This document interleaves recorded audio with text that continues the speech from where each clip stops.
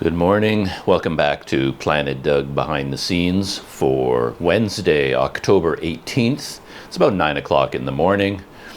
Kind of a typical situation for me at this point. My laptop is busy exporting a video, so I can't really do anything else until it finishes. So, cup of coffee, fired up my Olympus this morning without the Olympus app. I experimented with that the other day to try to run my camera remotely using the Olympus OI Share app. It was an interesting experiment. I hadn't tried to use it for a long time, but it was so much trouble. Another layer of technology to fight through. I'll stick to the manual approach. When I need to do something with my camera, I just get up and I push a physical button. That's just easier in the long run than trying to fight through some sort of a strange Wi-Fi connection and all the adding more technology issues to your life. I've got enough of those. Don't need more of them. So here I am, and I'm kind of laughing and smiling right now because a friend of mine sent me a link to a video. It was just posted by a couple of South African YouTubers. And it's, you'd think the title would be something that I could relate to because the title of the video is Truth About Full-Time Travel and YouTube. The YouTube channel is called Rhett and Claire. And I just watched the whole video, and I have to smile because I cannot relate to them in any way at all. It's kind of funny, actually. And anyway, they're talking about YouTube burnout because I guess I don't know anything about them other than this video. That's all I've watched so far, and they have 200,000 subscribers. They're from South Africa. They've been living in Bali, and apparently about a year ago they lost their jobs. They had some kind of a job, I assume some sort of digital nomad-y kind of thing. I don't know what kind of a job it was, but they lost their job and they lost their income. So they decided to see if they could document their travels on YouTube and make an income that way. And I guess they started 1 year ago, and they have 200,000 subscribers. And based on everything in this video, they are making enough money to live a fabulous life. I mean, absolutely fabulous. After 1 year, they can go anywhere they want in the world at any time, most beautiful places ever, and their lifestyle is at like a luxurious level. I mean, they're always in beautiful saunas and lovely cafes, and they're both beautiful people, really good-looking people, young and physically healthy. They spend all their time at the gym working out. They're really concerned about health and proper diet and rest and exercise and mental health and well-being and happiness. So, I mean, if you know me at all, you can guess that I just cannot relate to these people and their world at all. And when they got into their discussion of YouTube burnout and things like that, I could relate to it less and less. I mean, one of their examples that they brought up is, I'm not being fair to them because in general they were talking about they're just working too much, traveling too much, going to too many places within a short amount of time. So they're always on the go, always making YouTube videos, always working. And what they're talking about is that in a normal human life, we all have to make a lot of decisions. Like we make decisions constantly. And they quoted some book or some researcher who said that the average human makes like 15,000 decisions per whatever. I forget what the statistic was. And then they said that if you're traveling, you can double that. And you're making 30,000 decisions per month or whatever it is per year. I didn't pay attention to the actual statistic. But then they said if you're traveling full time and you're a human being and you're a YouTuber, you can triple it. And you're making 45,000 decisions per. And they just got to the point, they said, where they burned out and they couldn't even make a decision anymore. They'd wake up in the morning and they were just in a fog and they couldn't decide on anything. But they're the examples they were bringing up are still kind of amusing me, because she was talking about how they couldn't even decide where to go to have their morning coffee. Like, we have to decide where to have our coffee. You know, should we have it in the lounge of our, you know, beautiful hotel? Should we have it on the balcony? Should we have our coffee in the garden? Should we go to a, you know, lovely cafe out in the, you know, Bali somewhere, or Turkey or Greece or wherever they are? Should we go to a street side coffee shop? Should we go to an interior? You know, we have to make this decision every morning about where to have our coffee, right? And this was their example about decision-making burnout. And of course I had to laugh, because, you know, here I am. I solved that problem because I have my own kettle, and you know, I wake up in my hotel room and fire up the kettle. I plug in the kettle before I shower. Like, as soon as I leap out of bed, the first thing I do is turn on the light, plug in the kettle. I put my coffee and coffee creamer into my Tim Hortons mug, and I set it here on my bedside table. Then I have a shower, and by the time I'm done taking my shower and shaving, the kettle is just starting to boil, and then I pour the hot water into my Tim Hortons cup, and here I am, happy as can be, enjoying my Nescafe, right? So that's one decision taken care of out of the 45,000, right? But of course, I'm always awake way too early to have coffee anywhere else anyway. It's not like I'm going to saunter out into the world at 10 a.m. and go looking for a lovely cafe. And then they told the same story about they have to decide where they're going to work, right? Because they're professional YouTubers. Very, very professional, obviously, because they've been doing it for 1 year, and they're talking about having many, many, many different income streams that can pay for this lifestyle that they're living, you know, within 1 year. It's kind of astonishing. So I am going to look into their channel a little bit and see how they pulled off this miracle. And they don't seem to understand what kind of a miracle it is, you know, and what kind of a miraculous life they're leading. They don't seem to be appreciating it. But I think maybe their standards might be very high. Maybe in their previous life in South Africa, they were living at a very high level. And I've never done that. I've spent pretty much my entire life poor, and I've spent my entire life living in one room at a time. Like, I live in cheap hostels almost my entire life. So, and I enjoy it. I like that lifestyle. And never really had a home for very long ever. And again, that just comes naturally to me. And they're talking about all these things related to being a full-time YouTuber traveler as being negatives. And now, after 1 year of doing this, they're burnt out and they're like yearning for a home. They want to have a home base, and they want this and comforts and routine and things like that. So yeah, I couldn't relate to any of that.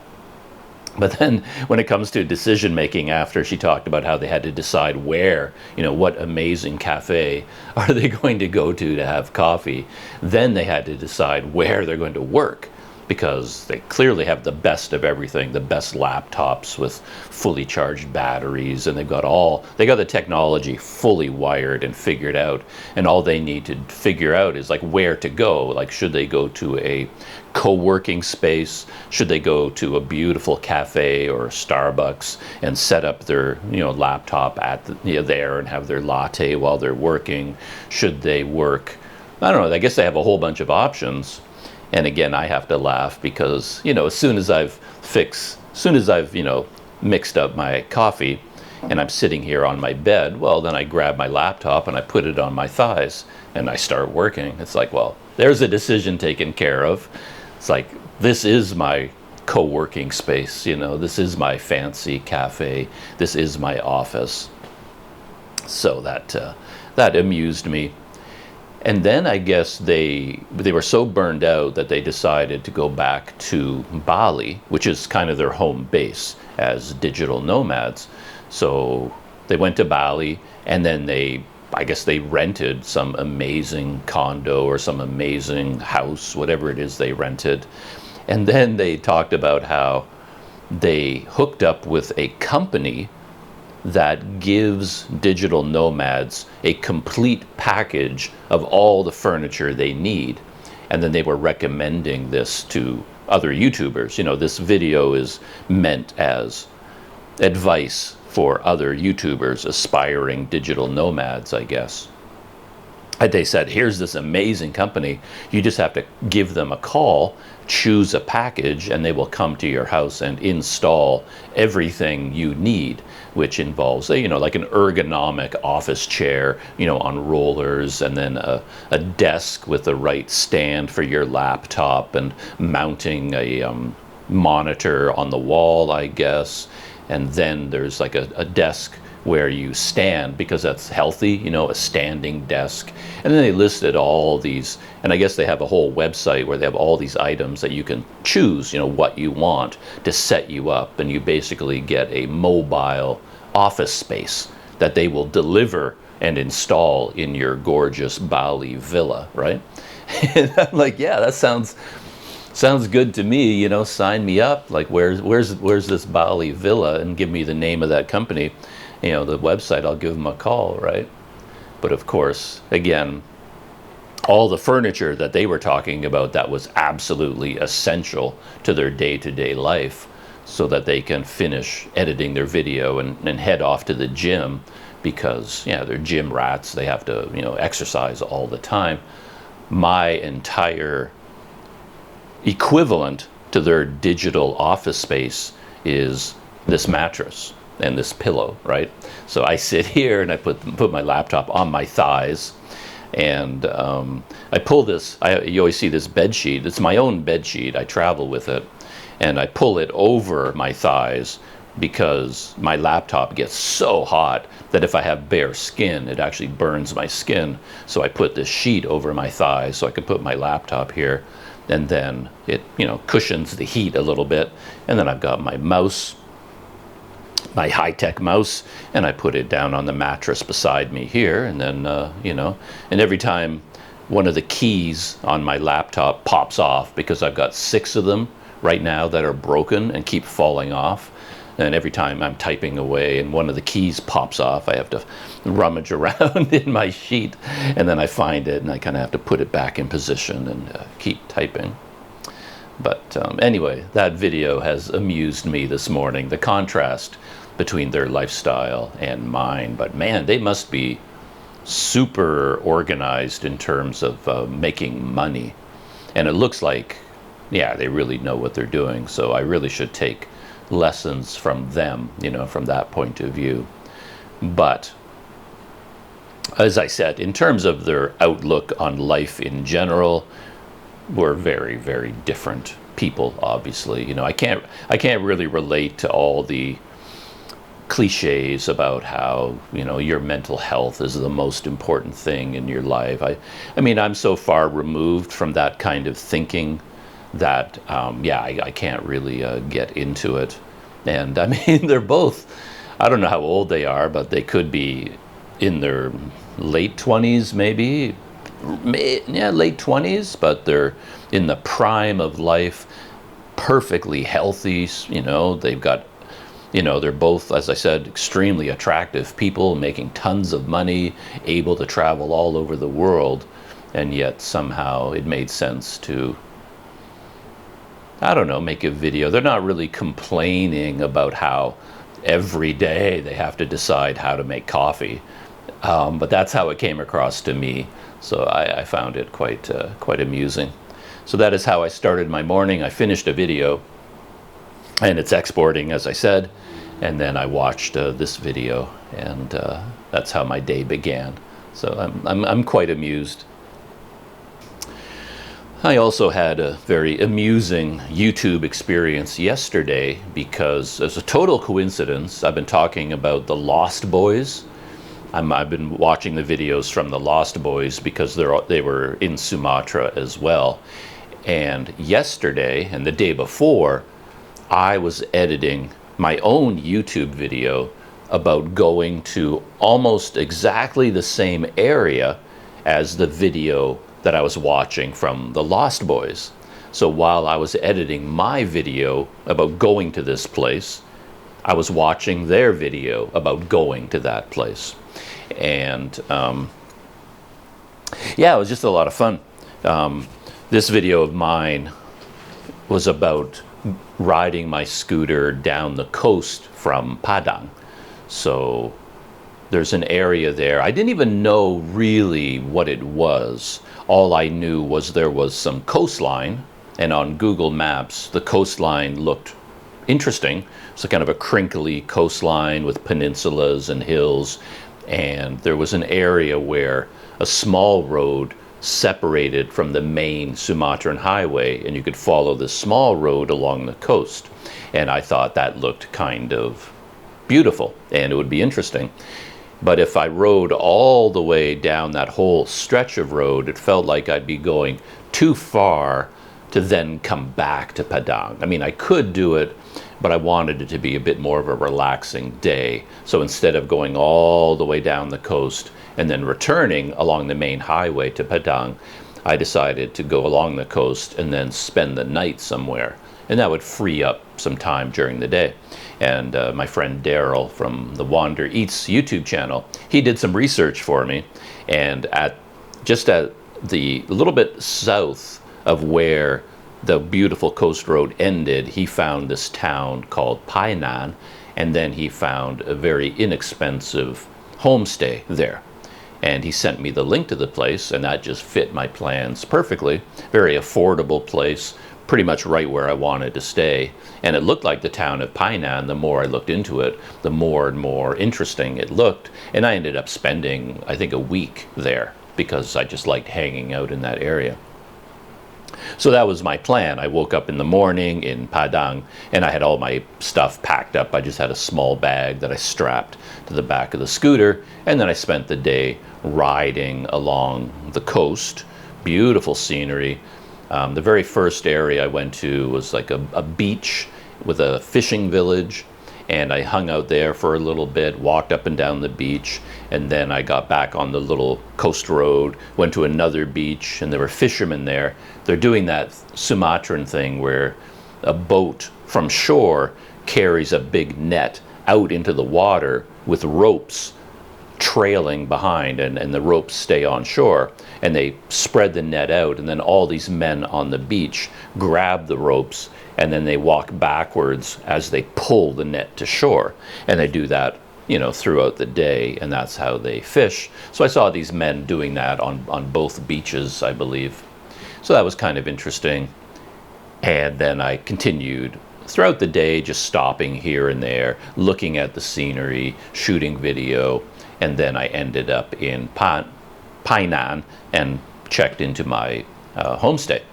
And then as I was doing this, so many people came up to me talking about boat trips out to the islands. Even before at the intersection where I turned off onto the coast road, a man was sort of at this intersection, and he was like shouting at me and waving at me and like, "Sir, you know, hey." So I slowed down and I stopped my scooter, and he ran across the road, and then he got out his phone and he spent a couple of minutes, it was quite a long time, in front of me, and he was typing and typing and typing in Google Translate, and he showed me a message that said something about there is a plan for going, you know, for islands. And it was like, oh, okay, he must be getting business for some kind of an island hopping expedition, right? And then throughout the day, I kept hearing more and more about the possibility of getting on a boat and going out to the islands. But as I talked about in my video, I never ended up doing it for two reasons. The main reason was it would be too expensive for me because, you know, they were trying to rent me a boat just for me. Like, I'm only one person. And, you know, I don't know what. I ran into a group later on, like a group of maybe 15 people, maybe, Indonesians and one foreigner. And they were getting on a boat, and the guy told me that they rented the boat for, I don't know, 120 pounds, 130, you know, he was from the UK, 130 pounds or something like that. So I don't know what that is. But anyway, you know, $100 to $150 to rent the boat, but for 15 people. And then if I did it, of course, it'd be $150 for me. And I'm like, yeah, I can't justify that. Mainly, and because already, I mean, I'm riding down the coast, and the scenery was spectacular. Just gorgeous scenery the whole day. I'm on the scooter, just wow, wow, look at that, wow, look at that. You know, I'm shooting video and taking pictures, and I'm stopping off at all these interesting village beaches and watching the fishing. And to me, that was the perfect day. And since I had all this coastline to explore, all this vistas and beautiful beaches, I thought, well, why do I need to leave this beautiful place and take a boat to go out to these islands? Like, if I haven't even seen this area yet, what's the point of going out to new areas? Plus, I was renting a scooter, and I was paying 100,000 rupiah per day for scooter rental. So it felt like I should take advantage of that. So if I stop and go out on all these island hopping trips and go out to the Mentawai Islands and spend a few days out there, well, my scooter is just sitting on shore somewhere, 100,000 rupiah per day. I'm paying for that scooter, and now I'm not using it. So for all these reasons, I didn't go out on one of these. Well, the main reason, I guess, even after all that, is that even though all these people kept talking to me about boats and islands, nobody ever had any information for me. Nobody ever said anything about, well, how much is it going to cost me in particular, and where is the boat, and how do you arrange to go out, and how do you buy a ticket, like all the logistics of it. No one ever brought any of that up. It's just some random guy runs up to me and says, island, boat, you want to go? And I was like, even if I'm interested in going, well, I don't really want to get into a long discussion with this guy, and if there was some sort of a organized way to access one of these boats, maybe you could talk me into it, but nobody ever seemed to have any information, and there was no boats. It's not like they, no one on a beach came up to me and said, oh, here's the boat. Do you want to go on this boat and go out to this island? It was just boat, island, boat, and like, I can't work with that, so I didn't really have information. I didn't know anything about this area. As I said, all I knew was what I saw on Google Maps. So that was my experience of this area. And then I stumbled across the Lost Boys video. They were in Padang, and they deliberately went to this area, and I didn't know it, but apparently that whole peninsula that I'm talking about, where I was doing all my exploring, it's a very well-known tourist attraction. It's called Mandeh, something like that, Mandeh. And everybody knows about Mandeh, and everybody goes to Mandeh, and everybody knows about the boat trips out to the island. And the Lost Boys had all this information in advance. So when they went there, they knew exactly where they wanted to go and what they wanted to do. And so, for example, I remember even reading about this place. There was a guest house called Ricky's, and from a name like Ricky's, you can imagine that it caters to foreign backpackers.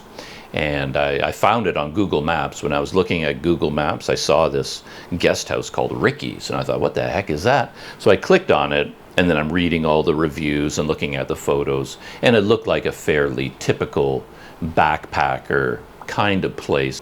But as I was riding down the road, I saw the sign for Ricky's. There was like an access road and went into Ricky's. And just for a minute, I thought about taking my scooter in that access road just to look at the place. I'm always curious about, backpacker hangouts. But I didn't go there. But the Lost Boys, they knew about Ricky's, and they knew it would be a good experience for a YouTube video. So they rode their motorcycles from Padang straight to Ricky's, checked into their room there, and then they had a big meal with the people running the place. I understood it was more like a restaurant, and it was like really expensive, but turns out that wasn't the case. It was more like the family that owns Ricky's just makes a family meal, and their guests join them for a big communal. So it's like, oh, okay, that would be nice, you know, so that made it sound like a good place.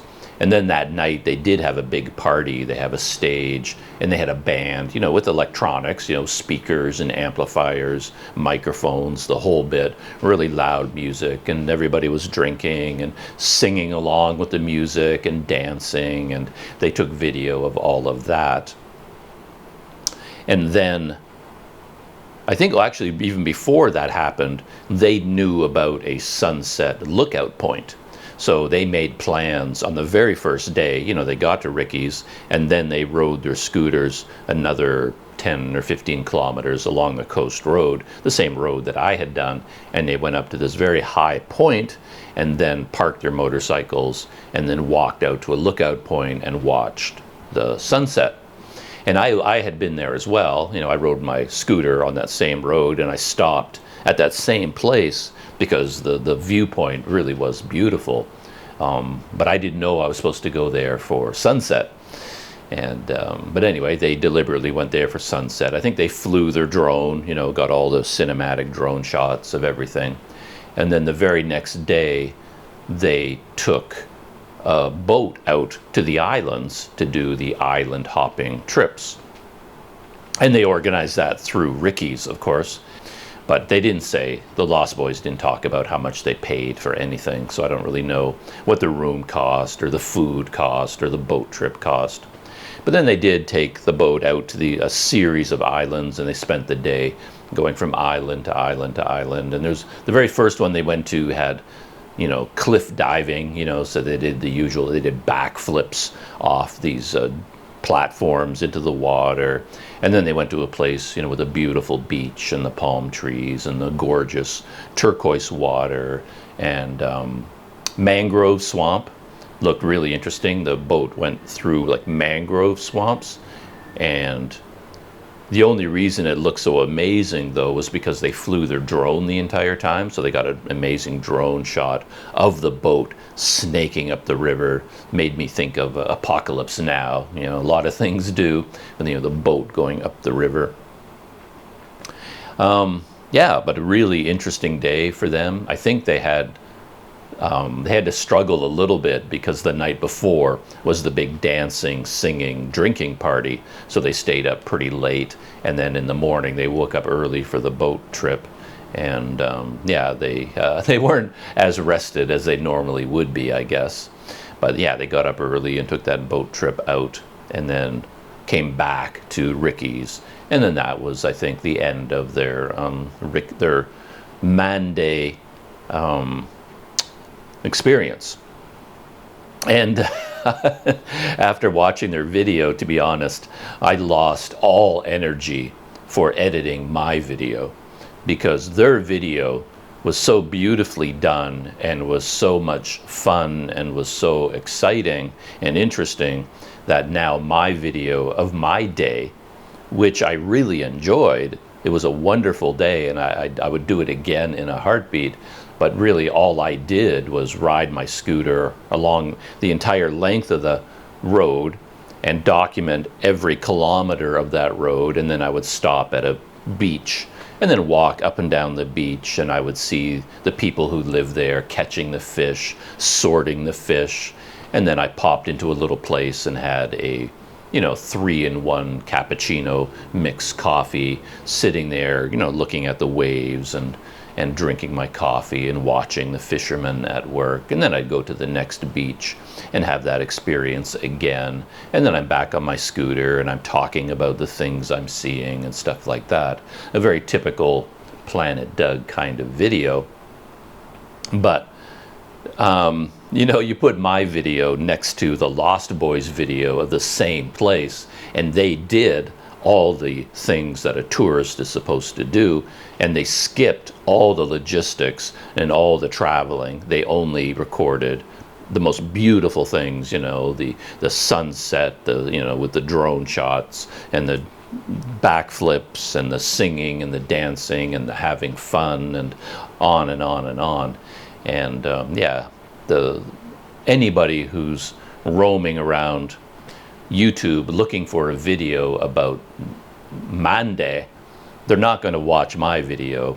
They're going to watch, the Lost Boys video. So kind of took the wind out of my sails in terms of editing my own. I'm not done. I'm still working on it, and I'll be working on that video today. But now I'm thinking, yeah, you're not cut out for this life.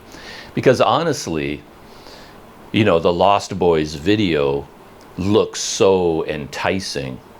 It would convince anybody who's in Padang, like, oh man, I want to do all that. Then they would repeat their experiences, and yet everything they did, I wouldn't enjoy. I would actively dislike it, if you see what I mean. So in the video, they go to the sunset lookout point, and to me, that always seems like such a cliche. I just don't do it. You go to Angkor Wat, go anywhere, and then there's going to be, all this excitement and energy about it, getting everybody up at the crack of dawn so you can watch the sun rise over Angkor Wat. And when I went to Angkor Wat, I'm like, yeah, no thanks. Because you end up on this hillside with 500 people all sitting there with their cameras waiting for the sun to come up. It's like a packaged experience, So I don't generally go out looking for the local waterfall, the local backflip spot, the local sunset viewing spot. It's not something I would normally do. And I don't know.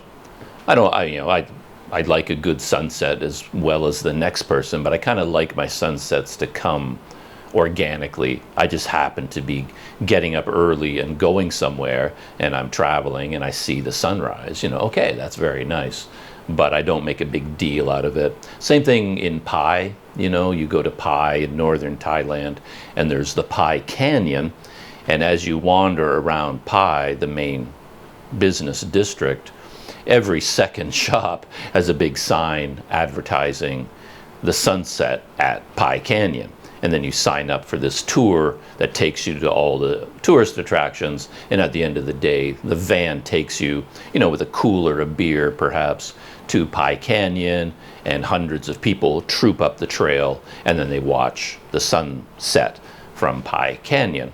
And when I went to Pai, I'm not the kind of person to sign up for something like that.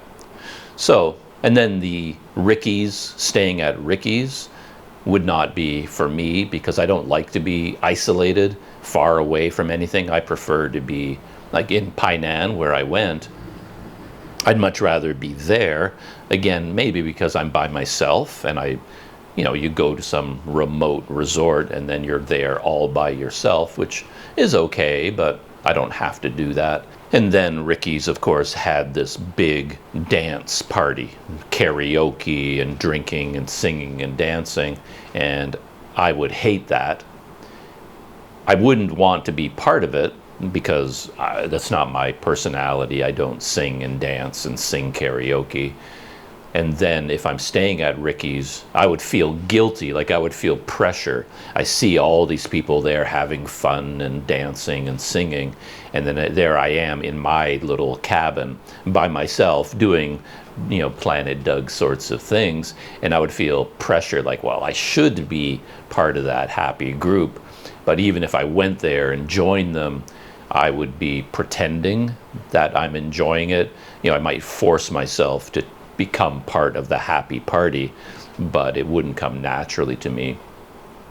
And then I would end up in my room trying to go to sleep with the roar and the pounding music, keeping me up all night.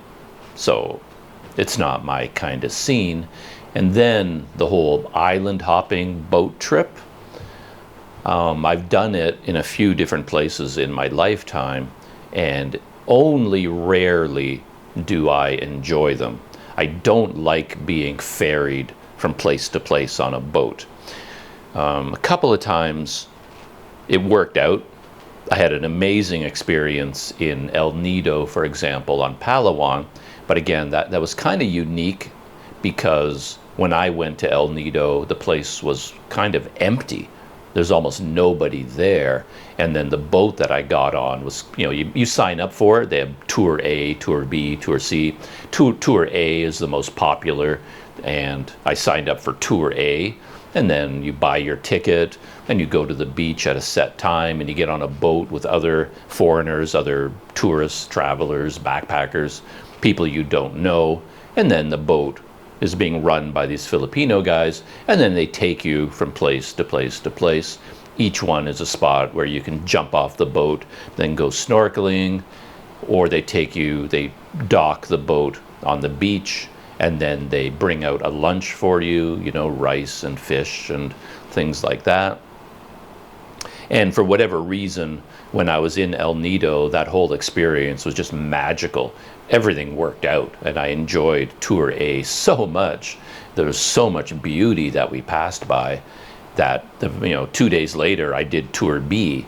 And then 2 days after that, I did Tour C. I did every single tour, and I just loved them all. They were just like really great experiences. But normally what happens, I did it again in the Philippines. I was in an area where there was like island hopping boat tours, and I was there by myself. I was on my bike, riding my bicycle, touring around the Philippines. And then I happened to get the information about how I could do it. I could buy a ticket only for one person, but then they put me on a boat where a bunch of other people have reserved seats on that same boat. So then it's, you don't have to buy the whole boat by yourself. So basically it's affordable. And then I was with all Filipinos, it was a big Filipino tour group, and I was on the boat with them, and then we went to all these places. And there's nothing terrible about the day, but I couldn't wait for it to be over. I was like, oh, for Pete's sake, it was like the whole day. And we went from, this island to this island to this island. And it was just like, felt like I was being herded from place to place, by tour guides. And the Filipinos were all organized. They knew how to do these things. They all had big picnic baskets with them, and they hit the beach like an invading army, and they set up all the food and the drinks, and they've got music. They bring their own music player, and they're singing and they're having fun. And basically I'm just sort of walking up and down the beach taking pictures, because that was my main hobby at the time, was photography. And I'm just kind of waiting for us to get back on the boat. I'll go in for a swim and put on my mask and do a bit of snorkeling, and then they take us to the next beach and the next one and the next one. And it was a good day, but in the end, I don't know, I just rather do things on my own rather than part of this group. So, and of course, the backflips and, the Lost Boys did all of that, and they cut it all together in their video with really loud, happy rock and roll music. They're jumping off the cliffs holding a GoPro, so you get POV shots of them spinning through the air and hitting the water and things like that. And it makes it all look so amazing and exciting. And yet, when I think back over their entire experience of Mandeh, they did everything right for a tourist, for a YouTube video. They did everything you're supposed to do. And yet, if I did all those things, I wouldn't have enjoyed myself. I enjoyed myself far more doing what I did, but it resulted in raw video that is really kind of boring. Right? So, yeah, what are you gonna do? The whole YouTube thing. I almost forgot, for the Lost Boys video, I did give it a GPM rating. So there were a total of 54 guys in 32 minutes. So that gave the video a GPM of 1.7. Their previous video had a GPM of 2.2, so it's significantly higher, but this one is 1.7. It's interesting. And I watched another one of their videos, which gave me a lot of similar thoughts. They went out to the Mentawai Islands, and that's the other thing you're supposed to do when you go to Padang, which I ended up not doing, again, for very similar reasons. But Yeah, their video from the Mentawai Islands. I don't know a lot about them. There's a whole string of islands, and I didn't do a lot of research into exactly which island you would go to. And again, when I was in Padang, I walked up and down the river a lot, and I saw some boats, and people talked about boats out to the Mentawai Islands, but I never really got a clear picture of what that means, because there's so many islands, and I know that there's a lot of surfing resorts, and I heard about that, and they cost like, I mean, they're like surfing resorts and then boats that you can rent, and cost, like, for the boats, I think $100 per day. You know, you might hire a boat for a 10-day surfing tour, and you live on the boat and sleep on the boat and eat all your meals on the boat for 10 days, and then it goes around all the islands, and then you stop here and there at all the surfing places. So, you know, that would be like $1,000 for a 10-day trip. And then they have actual, you know, hotels and resorts that are on the good surfing spots, and I think they would cost, I don't know, I just assumed they would cost $200 a night or $100 a night at least to stay in these places. So I'd always kind of dismissed the Mentawai Islands as out of reach for me and my budget, and I don't think I would get a lot of value out of it. Like, even if I decided to spend that money, I don't think I would enjoy it as much as you're supposed to, just because, you know, resort island, and then you get there and sit on the beach and drink pina coladas. It's, again, not my kind of lifestyle. So I was interested to see the Lost Boys experience, and their video pleased me in some ways, and it disappointed me in other ways. I'll start with the positive. It pleased me in that they stayed in really low budget accommodation, and they showed a lot of just the small towns, and they didn't even go to the main island. I think the biggest island is called Siberut, and I assumed that all the boats from Padang went to Siberut, to one main town on that biggest island, and I thought all of the activity would take place there. But it turns out they went to a totally different island. It's the island south of Siberut called Sipura. So they went to Sipura Island, and yeah, looked cool. Looked like my kind of place. At the end of the video, they deliberately showed where they were staying because they wanted to make the point.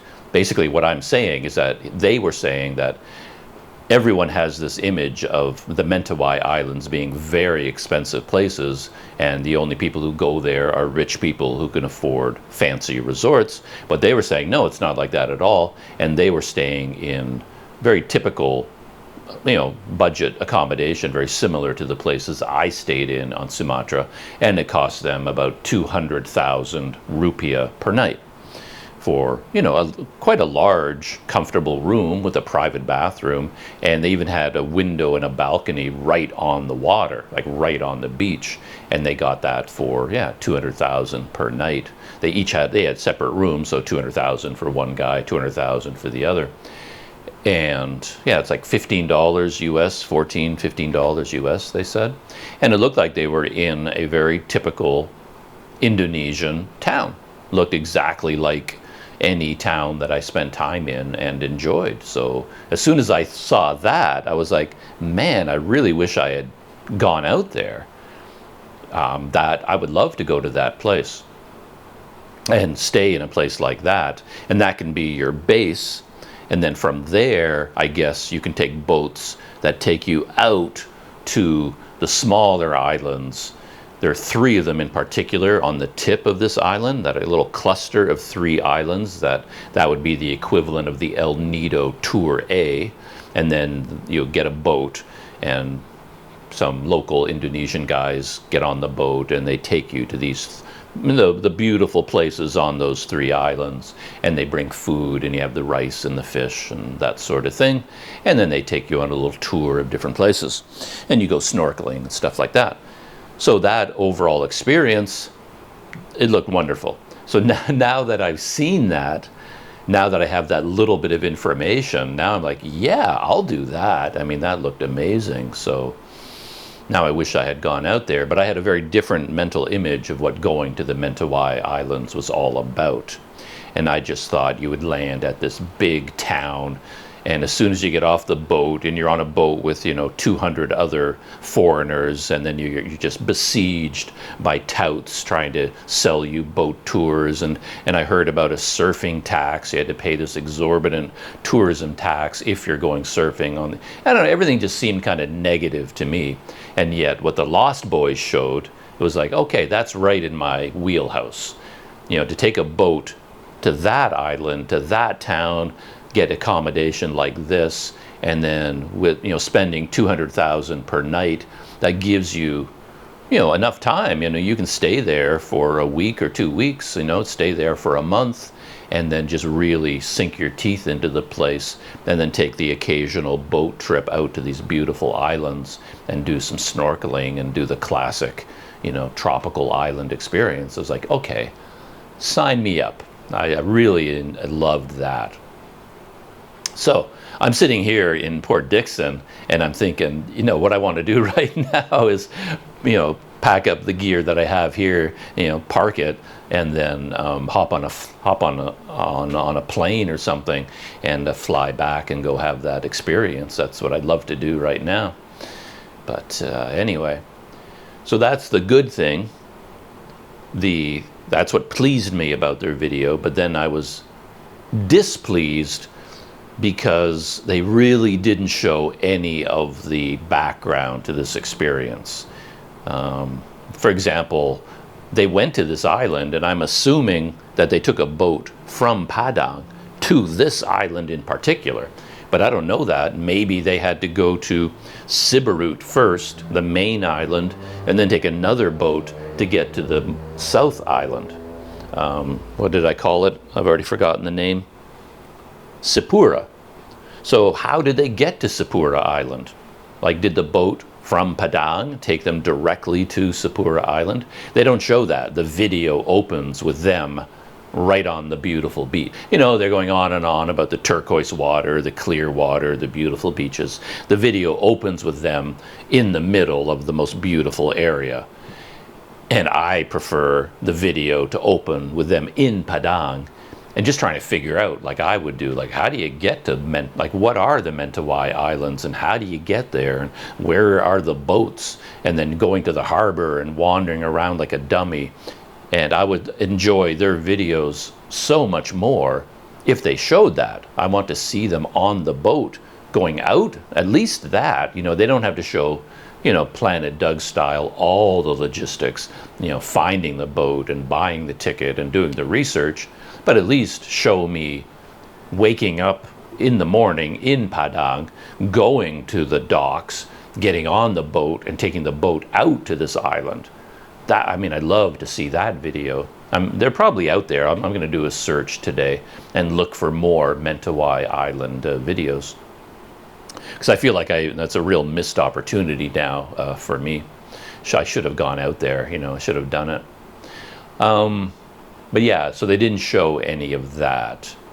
And then even the boat trip that they took, they did show that they found low budget accommodation, but then they didn't actually talk about how they got from there to all the tourism spots. Like they hired a boat for the day, 3 of them. There were the 2 Lost Boys, and then there was a woman with them. I guess she appeared in some of their previous videos. Maybe she's the girlfriend of one of the Lost Boys.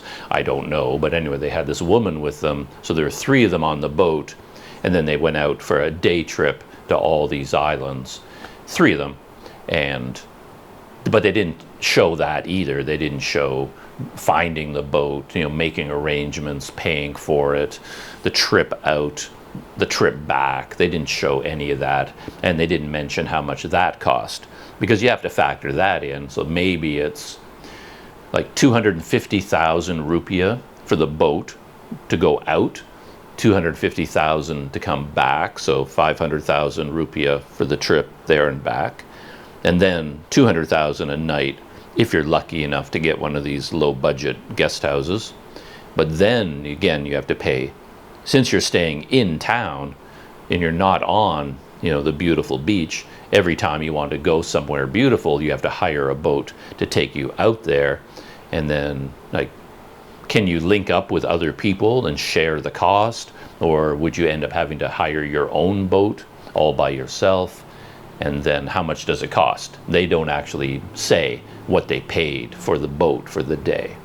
Because that could be a deal breaker. If that's hundreds of dollars, then it's out of reach for, a backpacker style budget.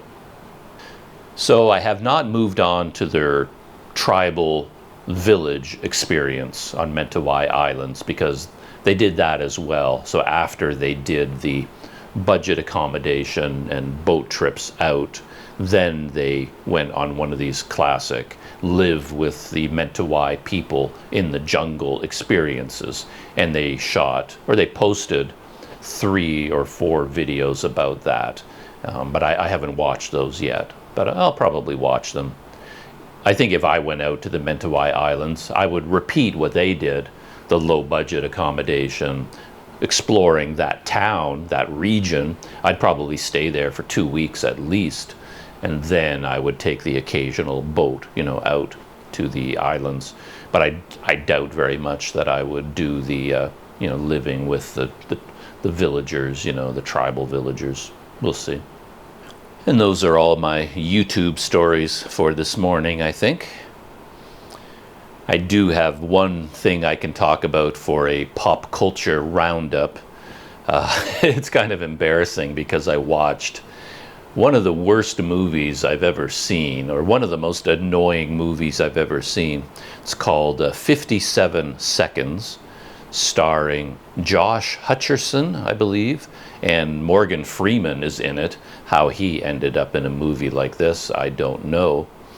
But I ended up being interested in this movie because it has a time travel element, and I'm a sucker for anything to do with time travel. And I'm not giving anything away again, because this is the whole thing. You know this right from the beginning. It's explained, and it's in the title, 57 Seconds. Basically, there is a device that allows you to go back in time exactly 57 seconds. And the whole movie is about this device and about a whole bunch of other stuff that just makes no sense at all. I watched the video, I watched the movie, and then I read reviews of the movie, and I watched a couple of YouTube summaries of the movie, and even after all that, I still have no idea what it was about, really. So many things in it didn't make any sense at all. It was such a strange movie. But yeah, it made me laugh too, because it makes me think of Galaxy Quest and the Omega 13 device, which is like this kind of a MacGuffin in Galaxy Quest. But it turns out that the Omega 13, you trigger it and you go back in time 13 seconds. And in this case, they basically copied that idea or repeated that idea, but they go back in time 57 seconds. Why 57? Why not 1 minute? Why not 60 seconds? I guess 57 just sounds more interesting. It's more specific. So they went with that. And the 1 or 2 scenes in the movie that are the most enjoyable are when our hero, Josh Hutcherson, I think his name is he has a ridiculous name in the movie. Foxerson or Fox, such a strange name. What is Franklin Fox? So our hero's name is Franklin Fox. How they came up with that name, I don't know. But there are a couple of moments in the movie where our hero, Franklin Fox, is trying to do something, but every time he tries to do it, he fails.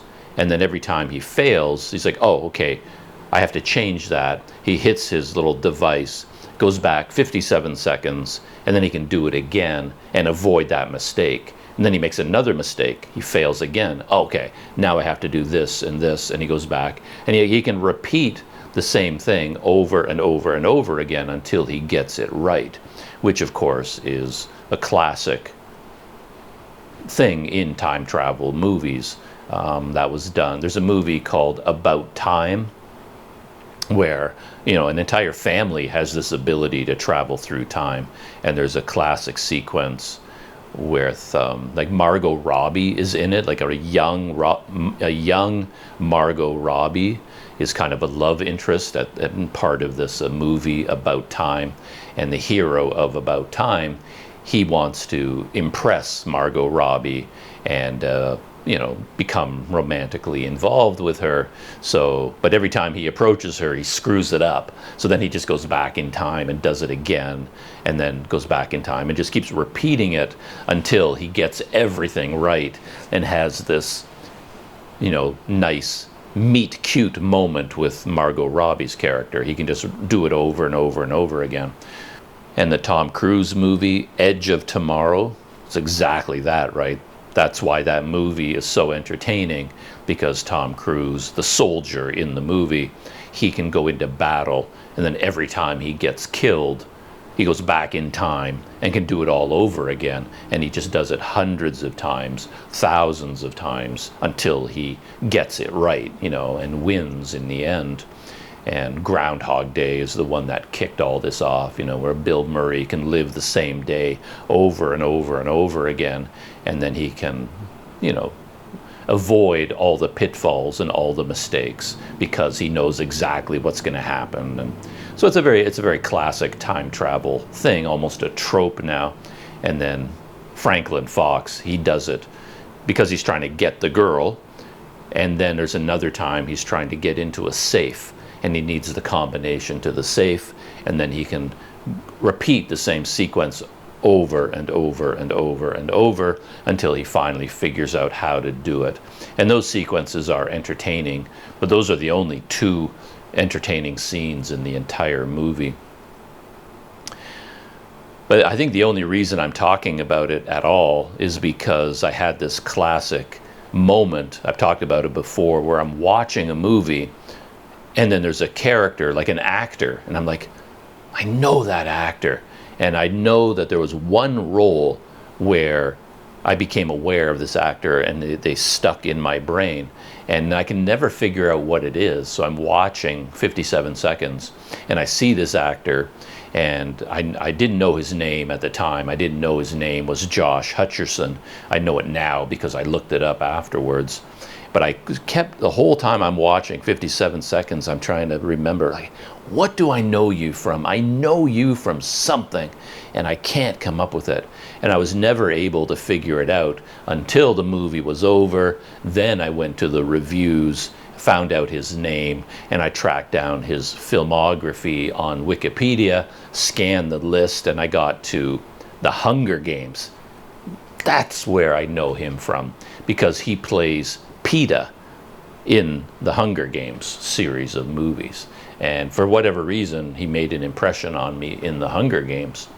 And I think he made an impression on me in the Hunger Games because he was such an unlikely hero, right? He's supposed to be, he ends up being the hero and the love interest, and yet he does not have the classic love interest look.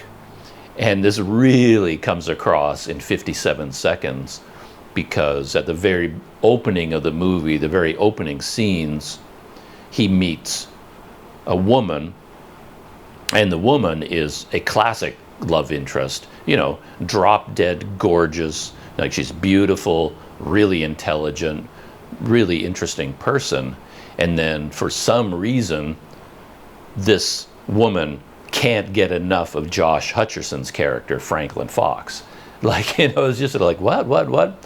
You know, people, if you're a 10 in the attractiveness scale, you're not normally going out with people who are a 4 or a 3. You know, 10s go out with 10s, 5s go out with 5s. You know, this is, you know, David Beckham, as I now know because it came up in a YouTube short.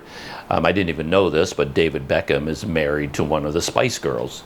Posh Spice or one of the Spice Girls. You know, this is what happens. Celebrities marry, or celebrities date other celebrities. Beautiful people date other beautiful people. That's how the world works.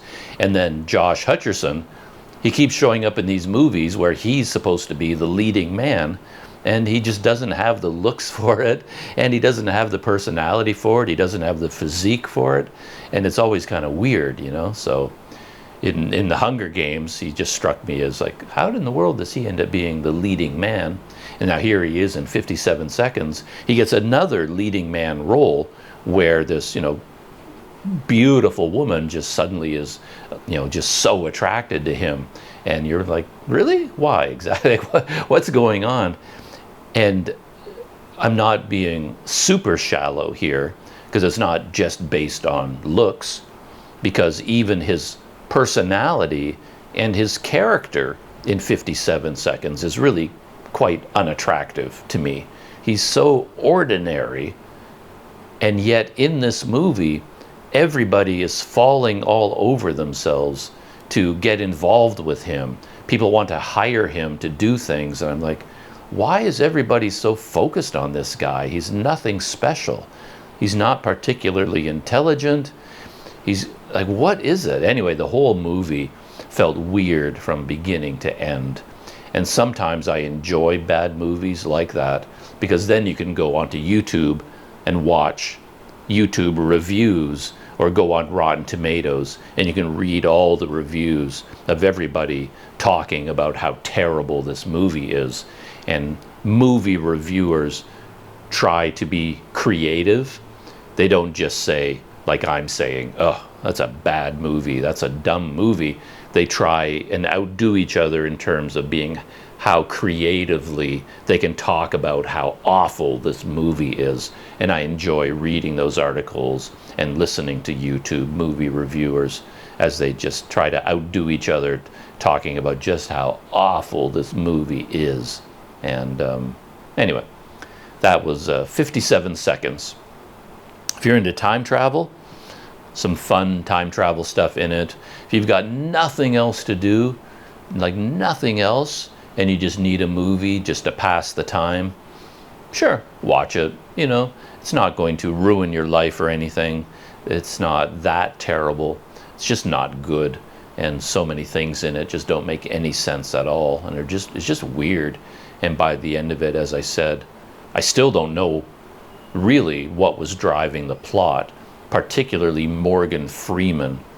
He plays like a tech guru. He's some sort of a Steve Jobs kind of genius leading this movement, this technology movement, and he's involved in Josh Hutcherson and this time machine that goes back 57 seconds, and there's this other technology, kind of a Fitbit you wear around your wrist that is super advanced and super futuristic, and there's this, he has this assistant who looks like a cyborg, has computer chip circuitry built into his face, and he's wearing a hood like he's a mysterious wizard from the future, and none of that is ever explained. You've got this weird guy in a robe, his face covered in computer circuitry that glows blue, and this guy keeps showing up mysteriously, and I was convinced that he was central to the plot. How could he not be? I was convinced, since this is about time travel, this creature must be from thousands of years in the future and has come back in time. And I assumed by the end of the movie, we were going to learn about all this. Like, what was Morgan Freeman doing exactly? Why was he so interested in Franklin Fox?